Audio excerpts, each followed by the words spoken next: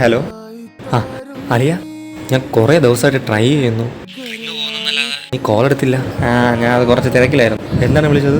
അളിയ, എൻ്റെ മറ്റേ ജോലിക്കാരിയും നീ അവിടെ എത്തിയ ഉടനെ എനിക്ക് ഒരെണ്ണം സെറ്റാക്കി തരാമെന്ന് പറഞ്ഞുകൊണ്ടല്ലേ അളിയ എൻ്റെ ആകെ ഇരുന്ന് 20,000 രൂപ ഞാൻ നിനക്ക് വിസ റെഡിയാക്കാൻ തന്നത്. നീ ഇപ്പോൾ അവിടെ എത്തിയിട്ട് 6 മാസമായില്ലേ, എൻ്റെ ഒരു വിവരവും ഇല്ല. എടാ, നീ വിചാരിക്കുന്ന പോലെയല്ല കാര്യങ്ങൾ. ഞാൻ തന്നെ കുറെ കഷ്ടപ്പെട്ടാണ് ഈ ജോലി എനിക്ക് കിട്ടിയത്. നീ MBA വരെയൊക്കെ പഠിച്ചതല്ലേ, നീ നാട്ടിൽ തന്നെ എന്തെങ്കിലും നോക്ക്. ഇവിടെ എൻ്റെ കമ്പനിയിൽ വേക്കൻസി ഒന്നുമില്ല.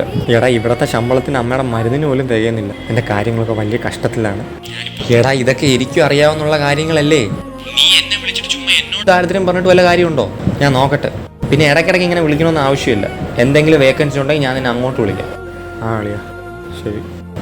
ശരി.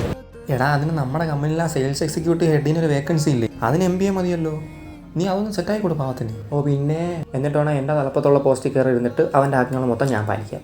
മാത്രമല്ല, എന്നെക്കാളും 19,000 രൂപ ശമ്പളമുള്ള പോസ്റ്റാണ്. എന്നിട്ടാണ് നാട്ടിൽ ചെന്നിട്ട് അവൻ്റെ ഷോ മൊത്തം ഞാൻ കാണാൻ. നാട്ടിൽ നിന്നാൽ മതി.